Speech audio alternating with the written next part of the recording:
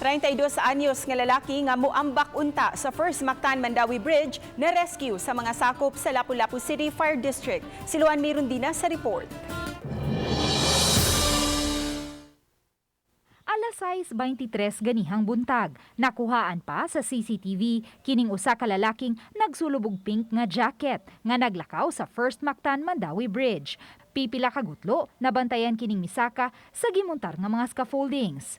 Sa off-cam interview, gipasabot sa CCTV operator nga nagtuo lang siyang trabahante ang maong lalaki kay nagpadayon man karon ang pag-repaint sa first Mactan Bridge.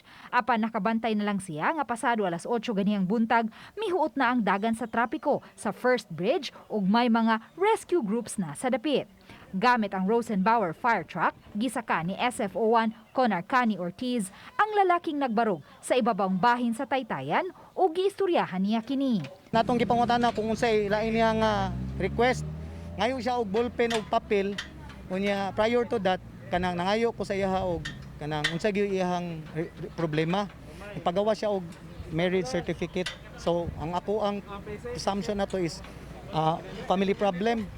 Moto nga siya ballpen og papel, akong gitagaan dito sa babaw. Iyang gisuwat tanan akong gipangutana. Milana tugo sa ka oras ang pagkumbinser ni SFO1 Ortiz sa lalaki kinsa nagpailang trabahante sa usa ka upholstery shop sa Liloan apan lumad nga taga Las Piñas City. Gikatahong naguol siya pag-ayo human masayod nga mi-renew og balik duha ka tuig nga kontrata ang iyang asawa nga kasamtangang anaa pa karon sa Saudi Arabia isip OFW apan wa mananghid kaniya.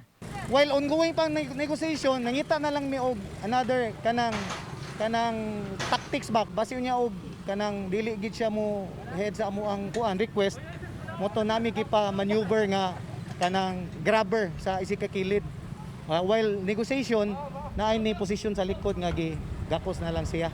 Human sa malampusong pag-rescue sa taga Lapu-Lapu City Fire District sa mong lalaki, gisakay nila kini sa ambulansya o gisusi ang panglawas, samtang gikuhaan og dugang impormasyon aron masubay ang iyang pamilya. Sakit pa kayo kung dugan eh. Gagwan ka lang ako. Hindi na ako maka... Gidala siya sa Lapu-Lapu City Rescue Headquarters o gipaubos sa debriefing o psychological intervention. Alauna kaganiyang hapon, giturn over na siya sa Lapu-Lapu City CSWD ngadto sa Liloan Municipal Social Welfare Office. Sa text message, gipahibaw ni Cheryl Diaz muli, usa ka practicing psychologist, nga subay sa pagtuon sa World Health Organization ang sunod nga pandemya mao ang mental health. Awhag niya sa mga tawo nga nagplano nga magtubok sa kaugalingon, nga magbaton og kalig-on ug padayong mulaom sa kinabuhi. Matod ni Diaz, adunay mga tawo o grupo sa mga trained psychologist nga andam nga maminaw sa mga tawo nga naghambin og bugat nga suliran aron makatabang sa pagpagaan sa gibati. Uban ni Marlon Melgazo, Luan Mirundina, Balitang Bisdak.